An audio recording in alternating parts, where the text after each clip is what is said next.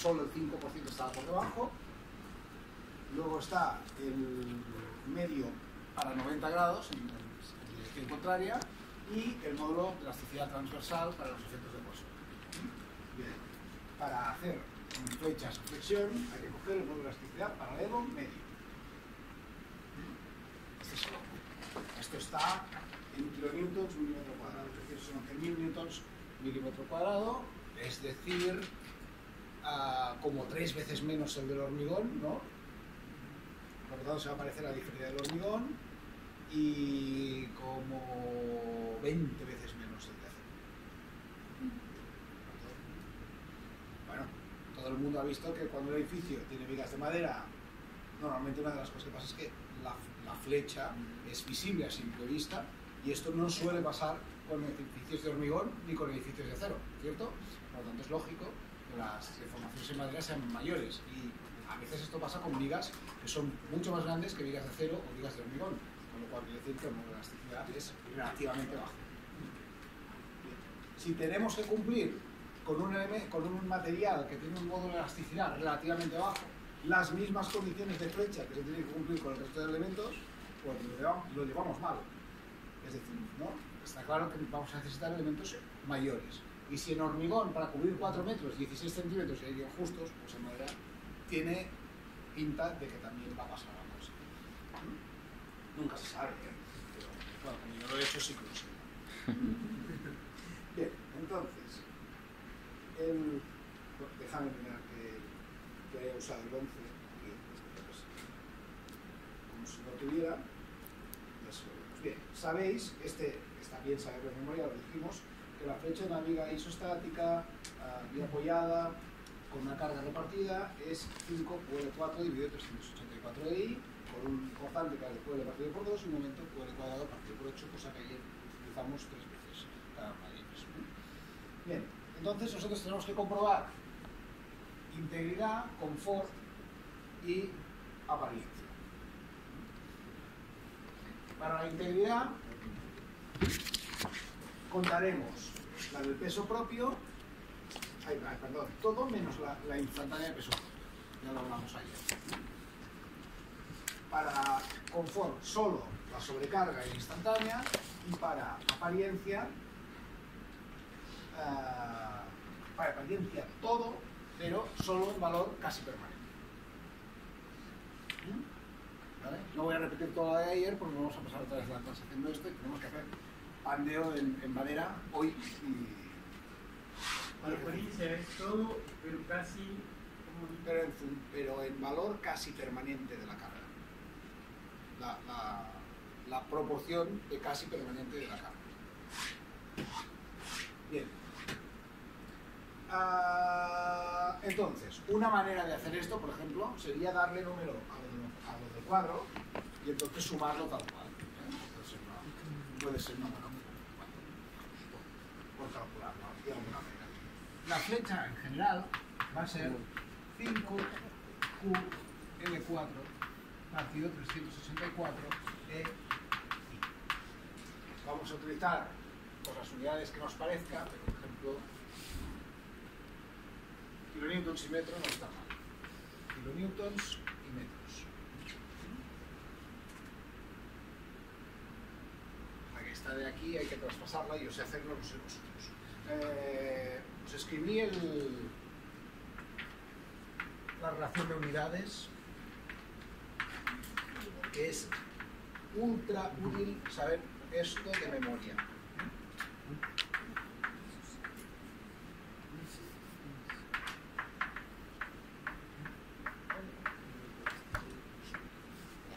¿Vale? Esta, para las tensiones, las presiones y los módulos de elasticidad, sirven igual, y sabiendo esto de memoria, tienes una relación rápida entre las unidades, que creo que es básico. Más que nada porque nos están dando los valores en newtons por milímetro cuadrado y no sé si nadie de aquí sabría decirme algo que pese un newton. Una manzana. Por ejemplo, son 100 gramos. ¿De acuerdo? Pero algo que pese 100 gramos, ahora empezamos a decir todas cosas, ¿verdad? 100 gramos es fácil de saber lo que es, bueno, al menos aquí. No sé si vosotros vais al mercado y pedís 1 newton de judía. Claro, Sería bueno ver la reacción un día. Dame un todo punto. puede ser, bueno, pues si vas al mercado alucinas, que no sé mi madre que una libra, no sé lo que es, y la señora ya sabe qué es. Una lliura de mongetes. Me piden esto a mí, no sé qué me van a poner. ¿Sí? Pues en el mercado coge, le da 400 gramos de Perexol o algo así. Claro, pues esto el mundo de las unidades es maravilloso, pero es un lío. Entonces, estas, al menos, no sé si para todos, pero para mí los kilos y las toneladas son algo que entiendo. Con lo cual, saber cuántas toneladas tiene un pilar, saber cuántos kilos aguanta algo, kilos por metro cuadrado, toneladas metro, esto es algo bastante razonable para mí. Entonces, saber traspasar las cargas de una a otra, para mí. Si ahora nos han dado 11 kilonewtons milímetro cuadrado, no, son 110.000 eso. 11, en principio 11 kilonewtons milímetro cuadrado son 11.000 newtons milímetro cuadrado. Por lo tanto, aquí van a ser 11 millones de kilonewtons por metro cuadrado. Nos han dado un valor de E, que es 11 kilonewtons por milímetro cuadrado. Esto está en la tabla en estas unidades, lo que hemos leído antes, que es una unidad terrible, porque no vas a mezclar en una misma fórmula kilonewtons y milímetros, parece algo pequeño. Pero pasar de kilonewtons a newtons, esto pues son 11 kilonewtons, son 11.000 newtons, ¿correcto? Con lo cual ya lo tengo en una unidad de las que me sé. Y a partir de aquí, pues sí, voy a trabajar en kilonewtons y newtons, hay que multiplicar por 1000, pues son 11 millones. ¿Vale? Por lo tanto, aquí vengo. Lo hago directamente como libre. 5. La Q la voy a dejar libre. La L son 4 metros a la cuarta. 384. La E son 11 millones. Y la I son, en metros, va a ser 0,11 por 0,16 al cubo, dividido por 12. Esto son metros a la cuarta, ¿correcto? Si hacemos todo este número, nos va a dar la flecha en un número por la carga Q. Sabemos la flecha en metros para una carga Q determinada.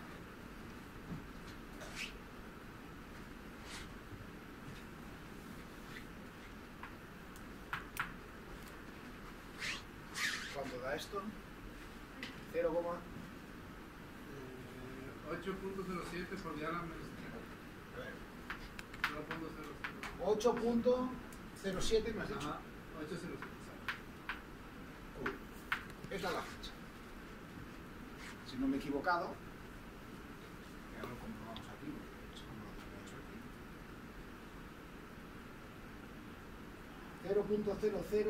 0.00807. Vamos. Si es 11.10 por 10, 11 por 10 a las 6 newtons por metro cuadrado. Kilonewtons metro cuadrado. ¿Por qué no hicimos ya la transformación a 11? Porque yo escogí kilonewtons metro cuadrado porque quiero poner la carga en kilonewtons y metro, quiero meter la luz en metros y por lo tanto escogí esta, pero esto lo puedes hacer en las unidades que tú quieras. Pero lo que hay que hacer es escoger unas al empezar y ponerlas todas igual. Si no, los ceros se van. Bien. Esto ya lo sabéis de memoria, ¿no? Ahora. Vale.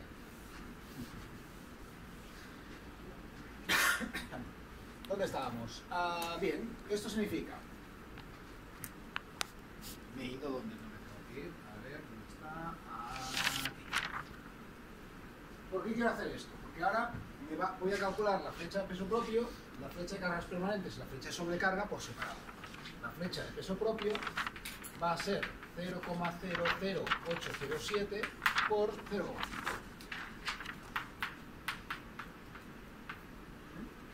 Como ahora las unidades de esto no me las sé, pero serán no sé qué. Y esto por eso es. Esto da 0,004 4035 menos. Ahí lo tenemos. La flecha de la carga permanente, como va a ser el triple, ¿no? 0,5, 1,5, pues va a ser el triple de esta. Pues van a ser 0,012105 metros. Y la otra va a ser el cuádruple de la primera, la flecha de sobrecarga de uso, va a ser 4 veces esta, ¿no? 0,016 y 70, que son 1,4. ¿Vale? Esas son las sobrecargas, las flechas instantáneas debidas a una carga de 0,5, debidas a una carga de 1,5 y debidas a una carga de 2. ¿Bien? ¿Cómo va? Sí, ¿no? Sí, sí. En una viga que hace 11 por 16 centímetros y que tiene, es una C24, por lo tanto tiene este módulo de deformación. Esto está en metros, por lo tanto, una son 4 milímetros, la otra ya son 1,2 centímetros y la otra ya son 1,6 centímetros. Ya vemos que vamos mal. Vamos mal, muy mal. Porque una flecha de L partido 400 por una viga de 4 metros, ¿cuánto es el partido 400 de 4 metros? 0,0. Pero me he dado en algo que se entienda. Es un centímetro, claro. Ya tienen... O sea, una viga de 4 metros, un 400 avos es un centímetro. Y vemos que la sobrecarga sola le da 1,6. Por lo tanto, ya se ve que vamos mal, tirando a muy mal. Bien. Ah, no, pero me he pasado, porque esto es por 0,4, con perdón. Porque la carga no es esta. Esto sería esta carga fuera un metro. Me tenéis que perdonar. Esta carga aquí hay que multiplicarla por 0,4. Porque hay una viga cada 40 centímetros, no una cada metro. Yo digo, sé que me da mal, pero no tanto. Vale, pues vamos allá. Esta hay que dividir esto por 2,5, ¿no? Otra vez, perdón. 2 dedos, ¿no serán? 16. 14 metros. Ahora vamos allá. Ahora esto es más difícil de multiplicar por 3. Estos son... No, eso es multiplicar por 3. 4,84. Y la otra es por 4. 64 o así.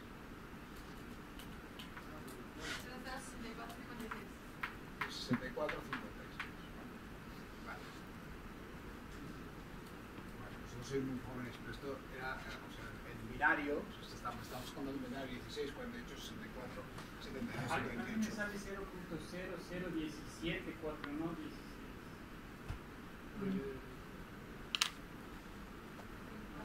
No vamos a discutir por eso, pero lo miramos. Seguramente tiene razón, ¿no? Si no, Oye, yo lo voy con todos los designados. sí. Todos los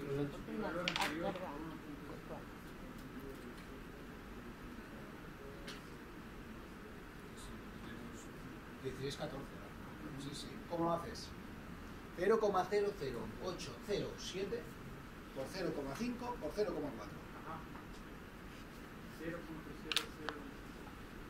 16, 14. No, porque tienes la calculadora con 4 decimales. Esto está mal. Bueno, y aún así, no tendría que ser así, pero bueno, con 4 decimales te tendría que dar 16. ¿Cuál es el número bueno de decimales, por cierto? ¿Quién lo sabe? El número bueno de decimal. ¿Cuál es la cifra correcta de decimales en que hay que calcular las cosas? 3. Venga, otras opiniones. Que esta no me gusta. 2. Venga, a ver. 2. Venga, la pregunta es buena, a ver quién la sabe. Ahí hay 2, aquí hay 3. ¿Cuál es el número correcto de decimales que hay que usar para calcular las cosas? Para que dé más. Tú dices 3, tú dices 2, aquí dices 4, aquí dicen 3. 2. 2, venga. Nadie. Depende, claro, depende. Si usamos, vamos a usar 4, 4, que es lo que he dicho más. Son 4 Gaby, has dicho 4. ¿De acuerdo? Esos 4 serían, imagínate, Ahora, tú me dejas dinero con 4 decimales o yo te dejo dinero con 8 decimales y tú me lo devuelves con 4. ¿Qué te parece? ¿A que no? Claro. Porque el tema está en si tú me dejas 0,005,6 millones de dólares. Ah, bueno. ¿De acuerdo? Claro, y yo digo, perfecto, te voy a dejar esto y tú me devuelves con 4 decimales. ¿No? Está bien, ¿no? No. Entonces, ¿cuál es el problema aquí? ¿Cuál es el problema aquí? El valor, o sea... Porque Las unidades. el número de decimales hay que ponerlo en función de las cifras significativas. Ese es el problema. Es decir, no hay un número de decimales, que sea el número bueno. El número de decimales depende de la precisión que tú quieras en el cálculo. Es decir, al final, si tú tienes un número de inercia en milímetros a la cuarta, no necesitas ningún decimal, te sobran ceros por todos lados. Es decir, cuando tú estás diciendo mi inercia es 1,1,1,0,0,0,0,0 milímetros a la cuarta, o pon aquí todos los números que quieras, 1, 1, 8, 4, 3, 2, 5, 7. ¿Para qué quieres decimales aquí? Si te van, un decimal implica un cambio del 0,00001%. En cambio, aquí, el redondeo se me eleva un 40%. Cuidado con la broma. Este número y este se parecen con un huevo en la castaña. En cambio, cuando tenemos queda claro, ¿no? Lo importante es el número de cifras significativas. Y en estructuras, ¿cuál debe ser el número de cifras significativas? Hombre, pues tampoco quiere decir que tengan que ser muchas. A veces con 3 sirve, 3 o 4. Pero 2 o 1 seguro que no. Es decir, si yo llego a un número, como le ha pasado ahora a Guillermo, y me da un número que es 0,0017 y voy a discutir uno que es 0,001614, yo no me atrevo. ¿Me explico? Porque este número tiene muy pocas cifras significativas. A lo mejor en mi calculadora, metiendo 0,00807, se ha comido el 7 y le ha pasado un 1. Claro. Ya, claro, no me digas. Claro. Entonces, lo importante es que lo que hay que hacer es tener, digamos, trabajar con el número de cifras significativas que corresponde a lo que estamos haciendo. Uno de mis maestros, cuando yo iba a la escuela de arquitectura, de estructuras, el señor Luis Moya, que es catedrático, que tiene una empresa que ahora debe tener 400 trabajadores, y él hizo su tesis doctoral con un programa de cálculo con aquellos ordenadores que se entraban todos los unos a mano y que tenían una pantalla negra y solo había un color que era el verde, o sea, o había verde o no había nada, fósforo verde a la pantalla. Y el hombre programó en Pascal y el problema era que entonces los números que se trabajaban en un ordenador tenían 8 bits y si te gastabas del orden de 6.000 o 7.000 euros en un ordenador, a lo mejor trabajabas con 16 bits. Unas velocidades de cálculo que yo había trabajado para él, para calcular una planta sola, pues lo ponías a calcular a las 8 de la noche y a lo mejor cuando llegabas a las 10 de la mañana del día siguiente ya estaba.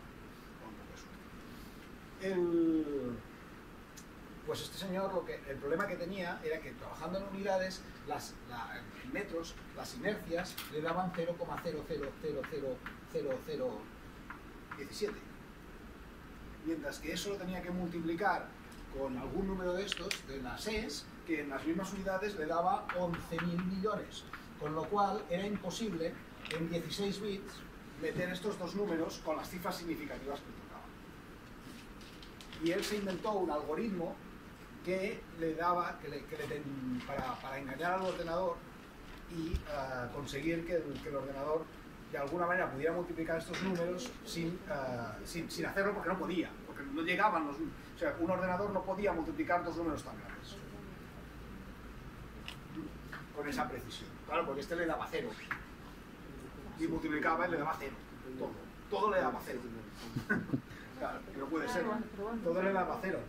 Cuando tú redondeas este número a 3 decimales, ¿cuánto es? 0, y multiplicas y 0. Claro, pues eso le valió el cum laude. Un día me lo explicó y no me acuerdo cómo lo dijo, pero era muy interesante. Sí, dividía por 0,00001 y entonces eso le daba un número que era como infinito y a partir de ahí podía hacer cosas. Pero claro, tenía que recuperar la precisión. No me acuerdo cómo lo hacía. Bien.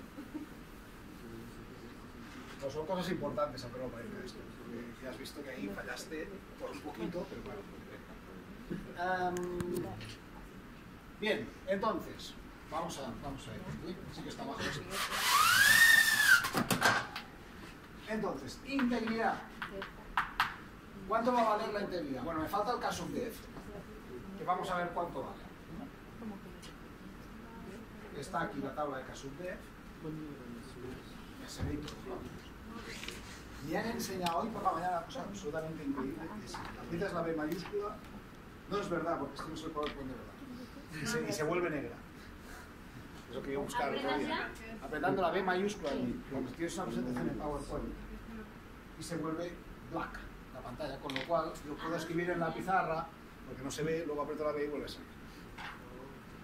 No, esta mañana yo llevo, vamos, 20 años haciendo clases y cuando me interesa voy o apago o tengo una diapositiva negra, pero no la traigo para hacerlo y viene un señor y me dice, no, con la B se hace.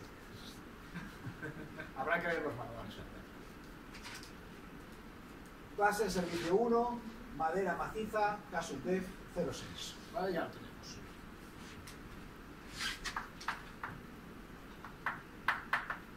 Eso nos marca, espera, nos falta un valor, eso nos marca la proporción de flecha instantánea que es diferida. Es decir, la flecha diferida será el 60% de la instantánea. Fijaos que en clase de servicio 1 es el 60%, en clase de servicio 2 es el 80% y en clase de servicio 3 es el 200%. ¿Vale?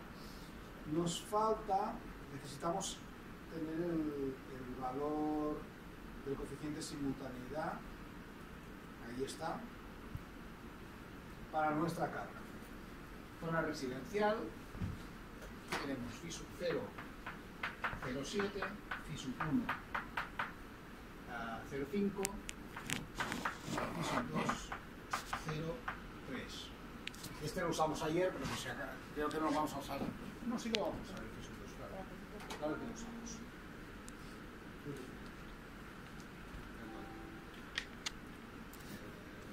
Vamos a ver. Ahí está. Muy bien. Entonces, para integridad, ¿en qué quedamos? Que íbamos a contar todo menos la flecha que se produce cuando pones el elemento del que va a comprobar la integridad en la estructura. Por lo tanto, la peso propio de la estructura no se cuenta, pero sí que se cuenta la diferida del peso propio. Es decir, el peso propio produce una flecha y con el tiempo esa flecha se incrementa. La que produce al instante no la contamos, pero no sabemos si cuando ponemos el pavimento se ha producido ya toda la diferida o no. Por lo tanto vamos a contar la diferida, a no ser que estemos segurísimos que se produjo entera.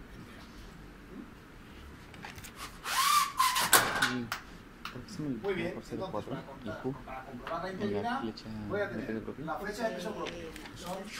Lo voy a pasar en milímetros, que lo haremos antes.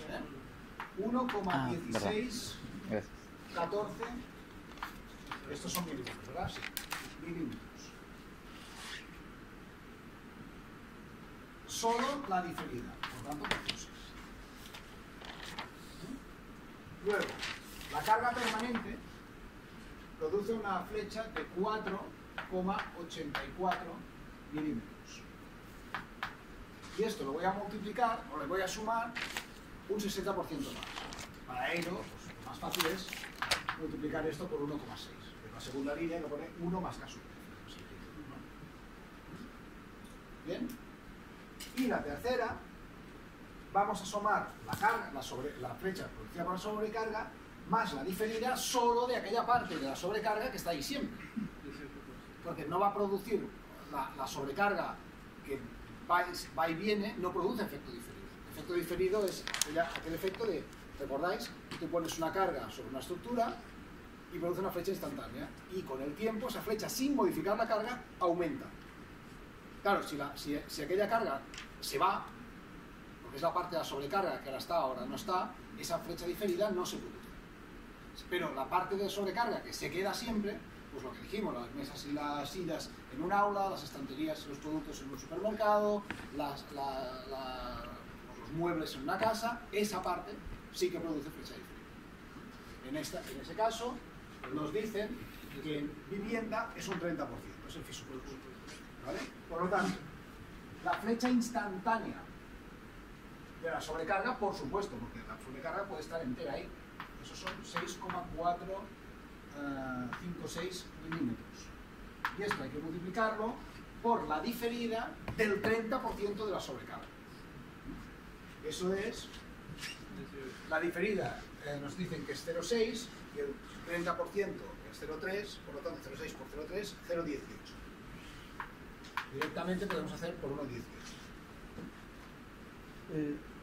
¿Podría repetir el 1,6 de dónde fue que salió? El 1,6 viene de que yo sumo el 100% de la carga más el 60% como instantánea, más el 60% de flecha diferida.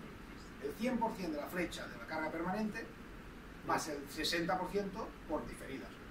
O sea, estoy dividiendo la flecha en instantánea y diferida.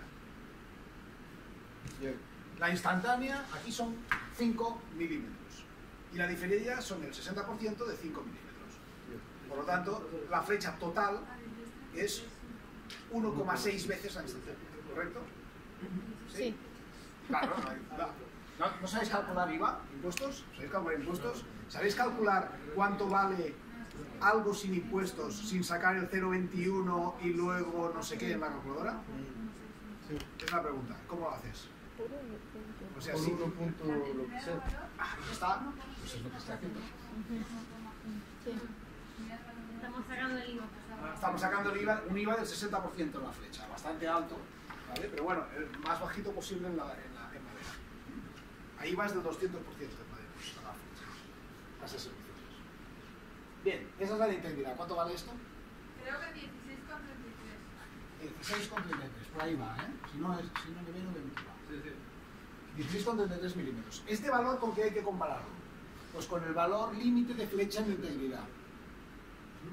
El límite de flecha en integridad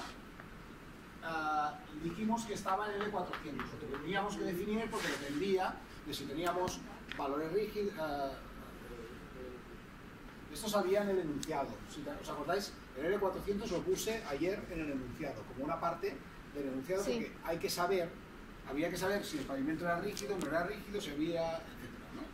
Porque los límites de flecha dependen de eso. Por tanto, el L400 son en milímetros 4.000 milímetros partido por 400, lo que da 10 milímetros, y como decía Bea, son 1 centímetro. Muy bien. Por lo tanto, no cumple.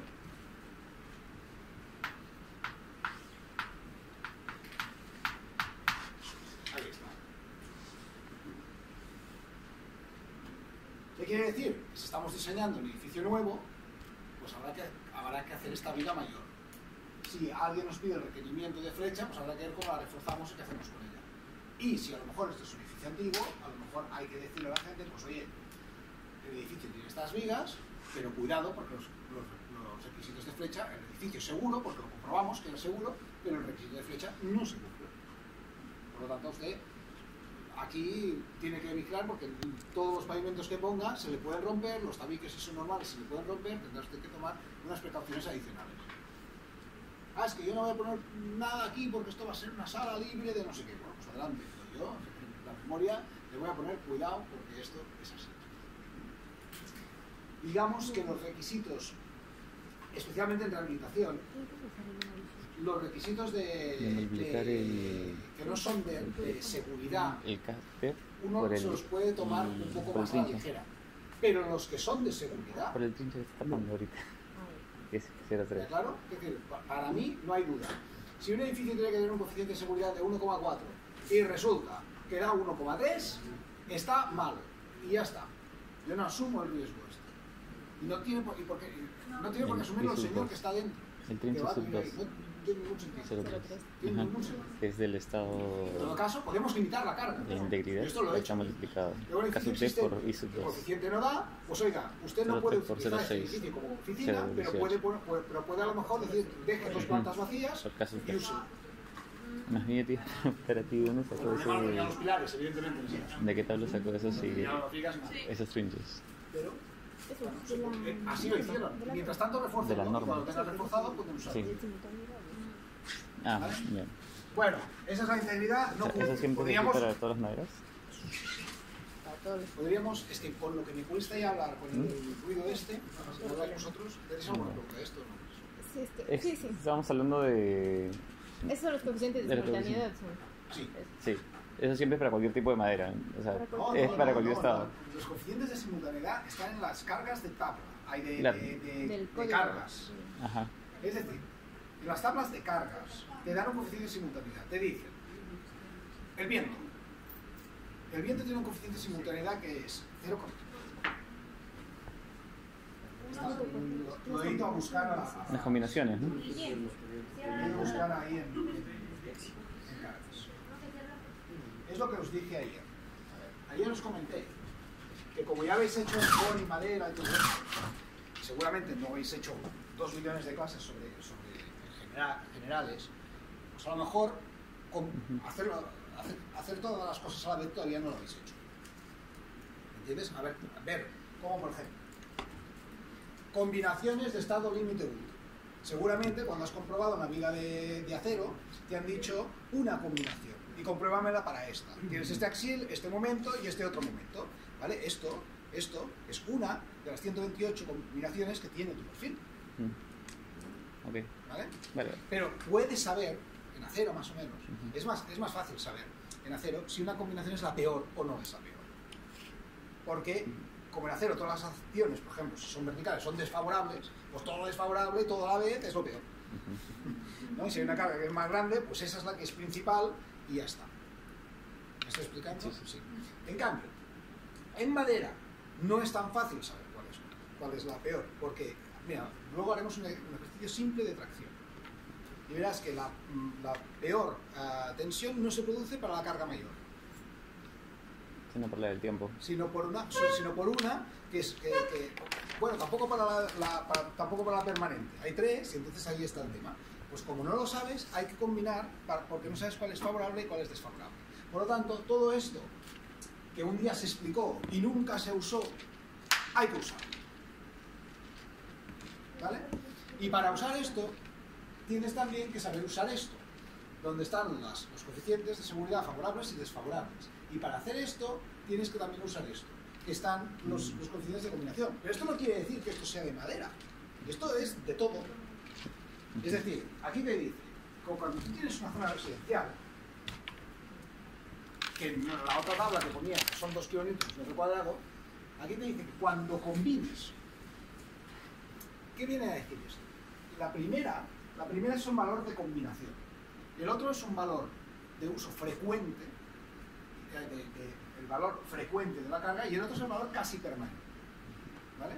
Lo que te viene a decir es que de los 200 kilos metro cuadrado que hay en una vivienda, el 30%, que son 60 kilos, están siempre. O vamos a considerar que están siempre. Es seguro considerar 60 siempre. 100 como muchas veces. Frecuente. 50%. Y como valor de combinación va a ser suficiente considerar 140 de los 200. ¿Qué quiere decir valor de combinación? Quiere decir que cuando estés contando que el día que nieva con aquel valor que es previsible para los próximos 100 años, que va a pasar una vez o 3 en los 100 años de tu edificio, aquel día es suficiente que cuentes 140 kilos metro cuadrado. Con el coeficiente de seguridad 1,5 además, cuidado. ¿Vale? O sea, al día tú tienes previsto, los valores de la nieve son valores de probables de nieve de los próximos 100 años, que a lo mejor no se dan nunca, y a lo mejor se superan un poco. Pero es el valor que hay. Por ejemplo, en sismo son para 500 no sé cuántos años. ¿Vale? El último sismo, tú cuentas los últimos bueno, lo que se sepa, porque claro, ya me explicarás tú qué datos había, ¿no?, de sismógrafos hace 350 años, ninguno. Pero el tema es que se supone, pues por lo que sea, porque lo más se sube con un terremoto tremendo en 1300 y pico, ¿de acuerdo? Claro, los últimos 500 años no cuenta, pues esta. Ese no cuenta. ¿Dónde estaba? Exacto. Pues estos valores te dicen cuál es el valor que está casi siempre, cuál es el valor que es frecuente y cuál es el valor con el que vas a combinar. Y esto depende del tipo de carga, es decir, para vivienda pues se toman estos valores, para administrativas esto. ¿Son valores exactos? Por supuesto que no. Lo primero que dicen todas las normas de cargas es, si tú tienes un valor de cargas más exacto y distinto que este, úsalo. Es lo primero que dicen todas las normas de carga. Es decir, si tú sabes que en un almacén van a guardar papel y ese papel va no sé, pues un señor tiene tú estás calculando la estructura de un señor que tiene o por ejemplo, de esta escuela, donde sabes que va a haber un almacén ahí detrás, donde van a guardar en unas planeras todo de papel metido en planos, de manera que va a haber un volumen de papel macizo de, yo qué sé, de 3 metros por 2 metros por 2 metros. Pues eso pesa más que 300 kilos metro cuadrado. Pues lo calculas y usas esa. De la misma manera que si alguien me pregunta a mí, oye, vamos a hacer un almacén ahí para guardar eso. Yo digo, quieto, vamos a calcular a ver cuánto es y miramos si aguanta. Y si aguanta bien y si no, reforzamos. O si no, lo ponemos en el sótano, que en el sótano no hay forjado, no hay ningún problema, ¿no? Claro, porque aquí el sótano es en el parking menos no sé qué, claro, entonces dices, bueno, no me interesa poner el parking no sé qué, bueno, no sé, pero es un pilar más, un cimiento, todo se puede hacer, ¿vale? Pero estos valores son eso. Y ahora, ¿para qué los queremos estos valores? Pues porque nos están diciendo cada vez que tenemos que hacer una situación de diseño, recordáis ayer, una situación de diseño, cada situación de diseño te dice cómo combinas las distintas acciones. Y si tienes que usar el valor de combinación, el valor... Adiós. Cuidado. El valor de combinación, ya. Bueno, pues era así ya yo, ¿eh? Muy bien.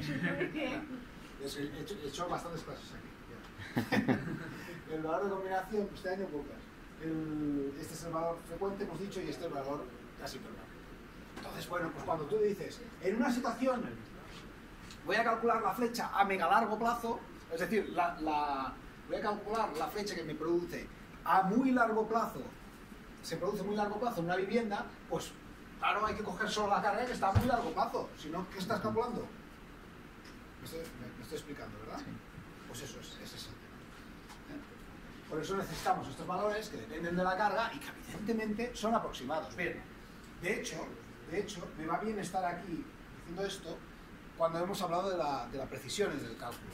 Porque esto del número de decimales, por ejemplo, queda muy claro que en estructuras, tal como se calculan los edificios, estamos buscando que el edificio sea seguro y no estamos haciendo un cálculo preciso, se ve muy claro cuando para una carga que son 400 kilos metro cuadrado, la pasan a 4 kilonewtons metro cuadrado. La precisión que se pierde ya es un 2%. Porque pasamos de kilos a newtons multiplicado por 10 y resulta que teníamos que multiplicar por 9,8. Pues imagínate, si perdemos precisión ya de entrada, ¿no? Por lo tanto, ese 2% nos importa bastante poco en general, quiere decir, ¿no? Como estamos en precisión, pues eso quiere decir que con 3 cifras significativas pues puede ser más que suficiente, teniendo en cuenta que si pasamos de 298 a 300 con esta alegría, pues tampoco va a ser tan importante ese tercero o cuarto decimal. El cuarto, sobre todo, el tercero tengamos. ¿Vale? Bien. No, por poner el ejemplo que justifica que esto creo que está bien. Bueno, estoy hablando demasiado y os he hecho también el ordenador para hacer un Excel y ya veremos lo que podemos hacer, ¿no? Con todo esto hay que explicar todo el resto. Sí. Ahí. Pues mareo, ¿no? Con esto. Pero bueno. Pues vamos a seguir. Esta es la integridad. Esta norma de la integridad es una norma que tampoco es de la madera. Hay que ver cómo aplicar la norma a la madera. La integridad hay que comprobarla para cualquier estructura. Si tenemos un pavimento rígido con juntas, entonces hay que la flecha de la estructura, descontando la del momento en que se pone el elemento, tiene que ser menor que L partido 400. Esto es general, no es de madera. Si esto no lo habéis comprobado en hormigón o en acero es porque no ha habido tiempo, no porque no se tenga que hacer. ¿Me explico, no? Pues ahí está. Y aquí lo vamos a hacer todo, porque el problema es que aquí, en otros sitios a lo mejor sabes cuál falla, pero aquí no. Bueno, en el CIPE te lo cambia todo, ¿eh? Pero tienes que decirle, fijaos que si en el CIPE, si habéis empezado a usar el CIPE, que lo sé que sí con Emiliano, entonces en el CIPE tú de entrada, si no le defines los límites de flecha, no falla nunca, claro, porque no hay límite. Si no le defines los coeficientes de pandeo, no pandea nunca. Claro. Pues eso, cuidado con los programas porque comprueban lo que tú le dices que comprueben. Si no sabes lo que es eso, claro, dices, mira qué bien. ¿Y esto qué es? Dice, esto no sé lo que es, vale. No le has puesto nada. Bueno, pues vale, no falla. Pero podría fallar por ahí. El confort. Confort hemos dicho que la flecha por confort era solo la instantánea de la sobrecarga. Por lo tanto, son 6,456 milímetros directamente. Esto tendría que ser menor o igual a la luz partido 350, que es lo que dice la norma en general. La luz partido 350 en este caso son 4 metros dividido 350, pues serán ¿cuánto? 1, ¿qué? Dividido ¿Cuál? o sea, no, 11, 11,43. 43 metros. Por lo tanto, este cumple. Este sí. Este no suele fallar. Y si este falla ya, bueno, sobrecarga sola fallando, pues imagínate. Y la apariencia va a ser todo a largo plazo. Entonces, ¿qué tengo? El peso propio, 1,1614 milímetros. A largo plazo es 1,6. La carga permanente, que son 4,84 milímetros, también por 1,6. Y solo aquella parte de la sobrecarga que está siempre, de hecho, ha hecho algo mal. No, es que no es 1,1614, es 1,614. Porque es... Es verdad, es 1,614. Me tengo que equivocar unas 3-4 veces cada día. No, si solo me pilláis una, porque lo he metido mal, por eso. Pero no, que está bien, ¿eh? Me lo tenéis que decir, porque yo ya os digo que yo me equivoco 3-4 veces por sesión mínimo. Entonces, si no me las pilláis, pues vamos a tener el problema todo, ¿vale? 1,614, el otro es 4,84 por 1,6 y la otra son, cuidado, porque la que está a largo plazo son 6,456 milímetros. Y ahora todo por 1,18 no. Espera, no es menos. Es por 0,3, porque esta es la que está siempre, y ahora por 1,6. Esta es distinta. Esta es la flecha producida por el 30% de la carga. Y ahora es que es menos. ¿Sí se entiende o no? O sea, en la primera contamos que la flecha del peor momento, en que la carga variable está en toda ahí, pero la diferida solo es de la parte que está permanente, la parte casi permanente de la variable. En cambio aquí contamos la flecha a largo plazo, por lo tanto la flecha a corto plazo de la variable no hay que contarla. ¿Sí? Solo hay que contar la otra. Es un lío, ¿eh? Pero bueno, para eso lo hacemos, para que veáis que es un lío y que hay que contarlo todo de esta manera. ¿De acuerdo? Esto nos da 13,43. que tampoco entra. 13,43 milímetros, pues estaba más justa, porque esta tiene que ser menor que L partido 300. L partido 300 son 13,33. ¿No?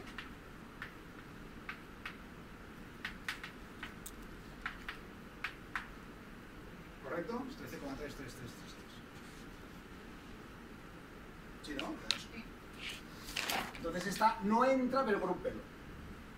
Pero bueno, la primera ya no entraba. Al final hay que tener en cuenta que el número de comprobaciones que se hacen en el elemento son muchas. Y entonces, en este método, ¿habéis visto, por ejemplo, el listado de comprobaciones del CIPE para vigas de acero? ¿Se Emiliano, por ejemplo? ¿Sí o no? Sí, Sale un listado que te van saliendo los verdes y los rojos, ¿eh? Tal. Bueno, puede que te falle uno, puede que no te falle ninguno, puede que te fallen muchísimos. Lo importante es también a veces saber qué es lo que tienes que arreglar, porque si tú te miras el primero que falla y paras, te puede parecer, por ejemplo, imagínate que falla este, empiezas con este, y dices, bueno, pues paro y voy a mejorar la viga, a lo mejor 2 centímetros, porque me va a ser suficiente para llegar de 3,73 a 3,43. Y luego vuelvo a hacer todos los números y resulta que todavía estoy lejos.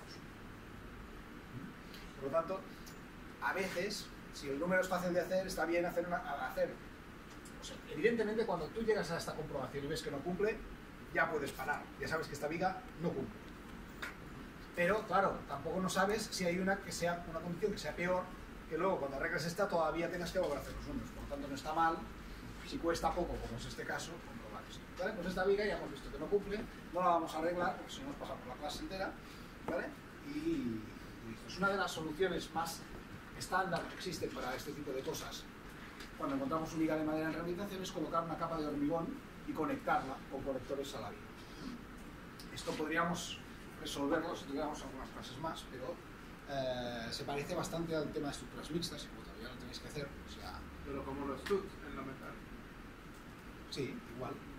Pasa que el tipo de tornillo tiene que ser adecuado para la madera, hay que comprobarse la madera y todo esto, pero sí, pero es como hacer una viga mixta, madera, hormigón.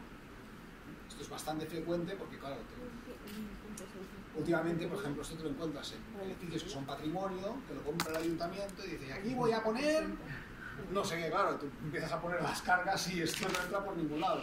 Porque esto estaba previsto para, mira, está recordando uno que va a ser el museo de no sé qué. Entonces, bueno, estamos en fase previa, y yo digo, vamos a girar, vamos a hacer un estudio previo, a ver cuánto hay que gastarse para que esa estructura te pueda aguantar 500 kilos metros cuadrados de carga. Esto puede ser una barbaridad. Y estamos ahí en el estudio previo este. Pero, claro, a lo mejor dices, es que no sale a cuenta. Luego, algunas veces hemos